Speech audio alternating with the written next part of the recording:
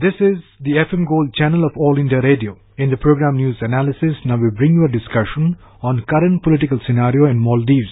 The participants are Veena Sikri, former diplomat, and Niloba Roy Chaudhary, journalist. We're talking today about this unexpectedly beneficial result in the Maldives. Beneficial, of course, for the people of the Maldives as well as for the people of India, I think. Veena, what do you think these elections and particularly the results meant for India in the current situation that we've been facing? I think first and foremost we have to welcome the results in itself because it is in every way a triumph of democracy and an indication of the deep commitment of the people of Maldives for democratic values. And let us cast our view back just over the last 10 years because actually the first elections for the president in Maldives were held only 10 years ago in 2008.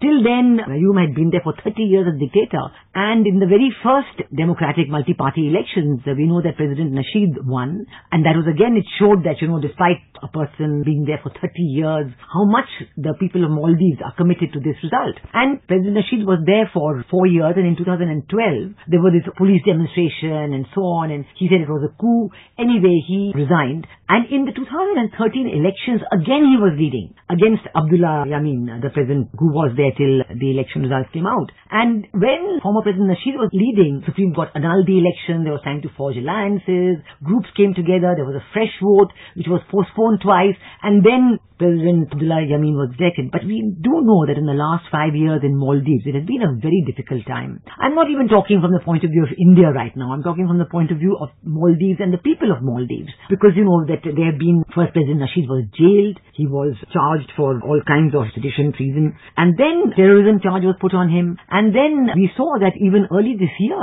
Supreme Court judges, they had in one of their decisions asked that all those who had been jailed should be released. And then there was a state of emergency declared. And 2 of the justices were charged with terrorism. So it was a very difficult time during which very steep strength of the power of President Abdullah Yameen was in evidence every single day. In the face of all of this, when this election has taken place, I think the best thing that the opposition did was to declare one candidate.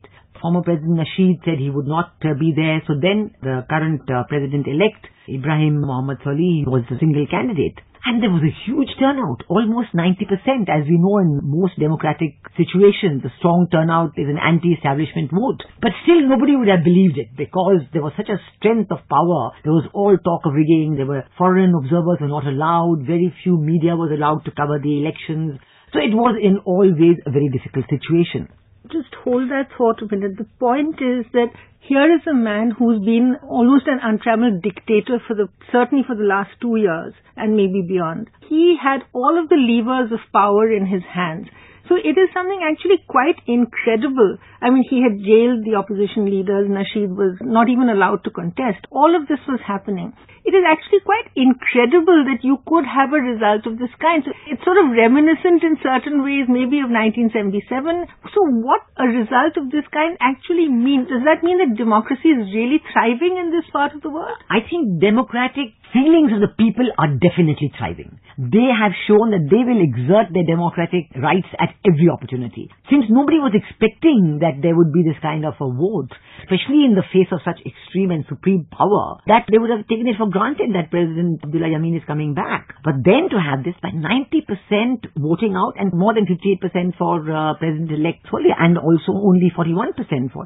So I think this is very significant for India. I would say the other very disturbing aspect of what had been happening in Maldives in the last few years was the increasingly overwhelming presence of China in a very in-your-face way. Again, almost I would say like what had happened earlier in Sri Lanka, giving them infrastructure projects, very heavy loans. Today, 70% of Maldives' foreign debt is owed to China.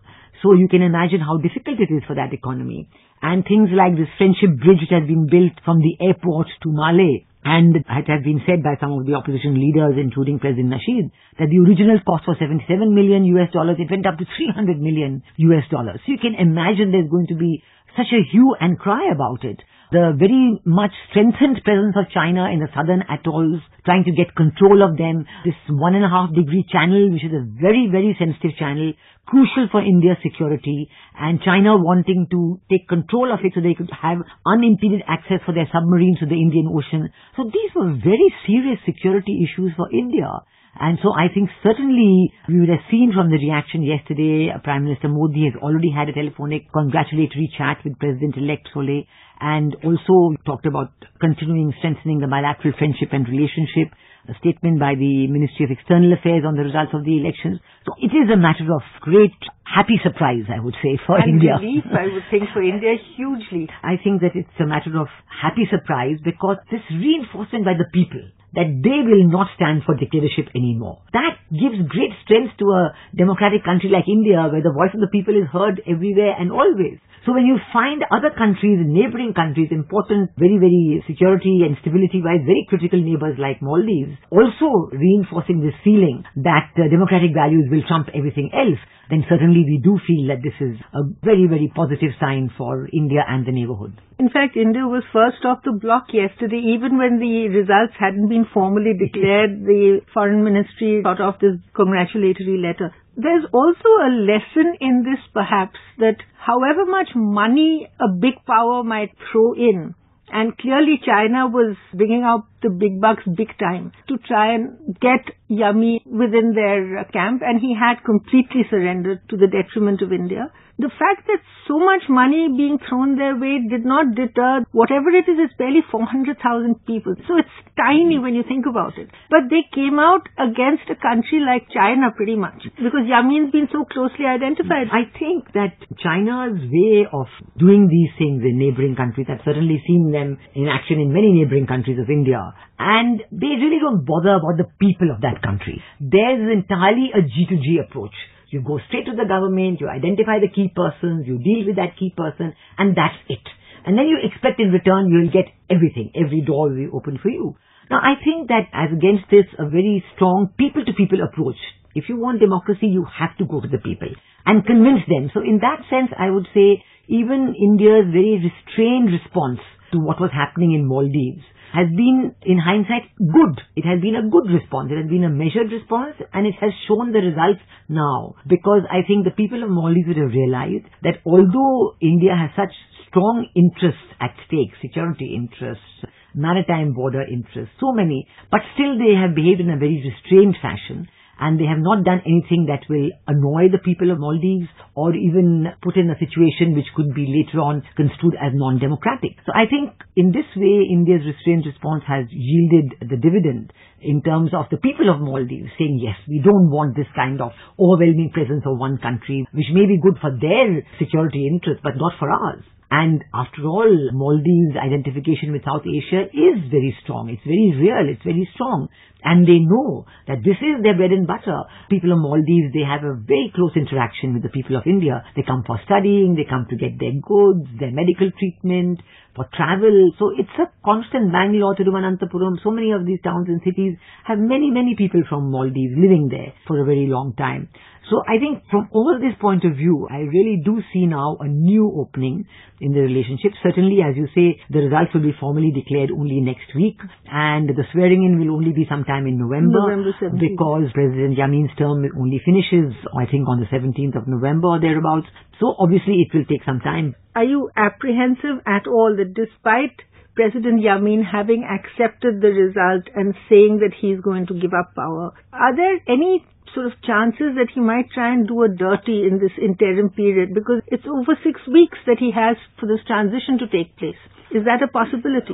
Given that all the levers of government will be in his hands till November, I suppose one can say anything can happen. But I would say that judging from a lot of the international response, even well before the elections, the US and the EU talking about free and fair polls, and many other countries talking about it, certainly, as you know, among the Commonwealth also there's great concern.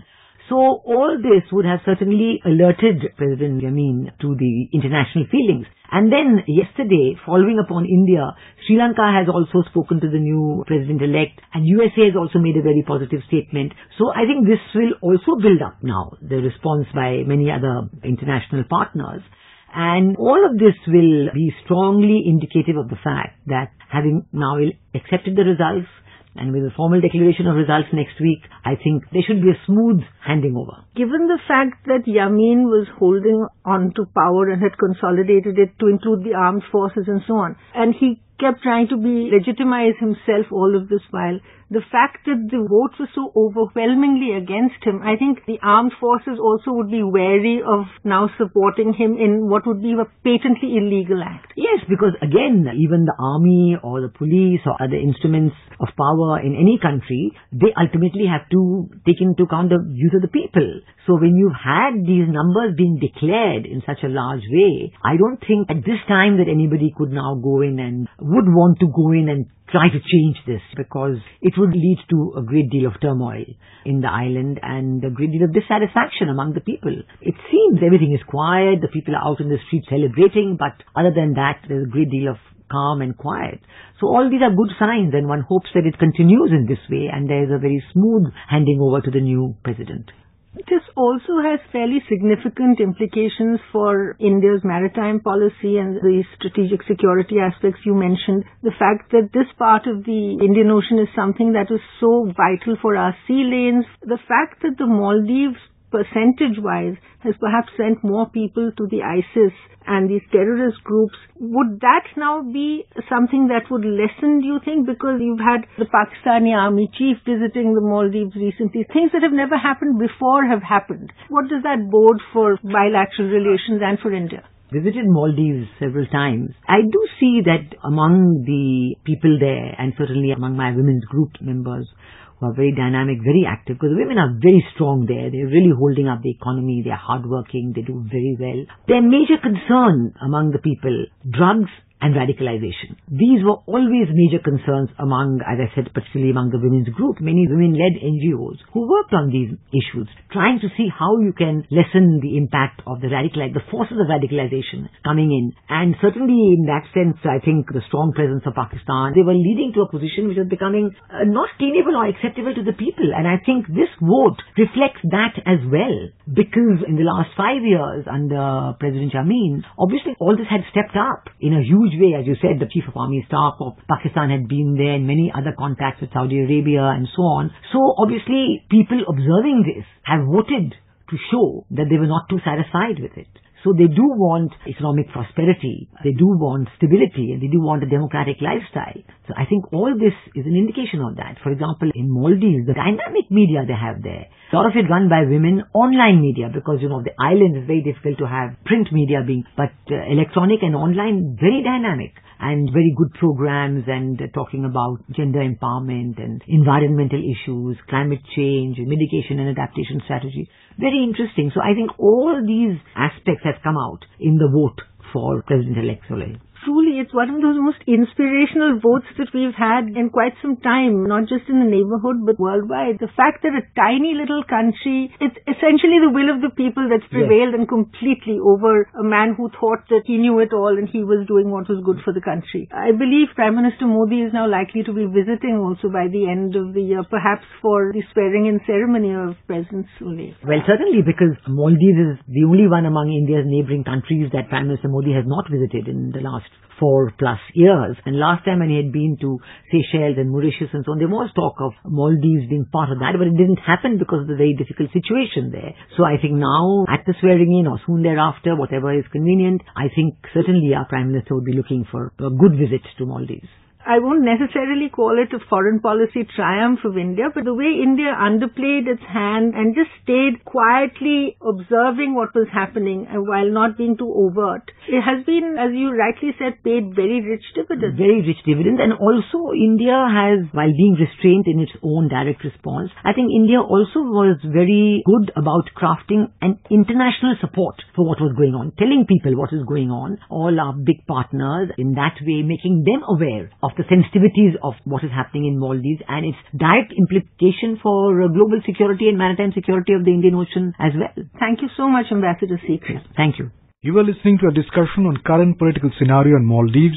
The participants were Veena Sikri, former diplomat, and Niloba Roy Chaudhary, journalist. This program was produced and presented by the News Services Division of All India Radio. This program is also available on the website newsinair.nic.in. You may email opinion about this program at airnsdtalks@gmail.com.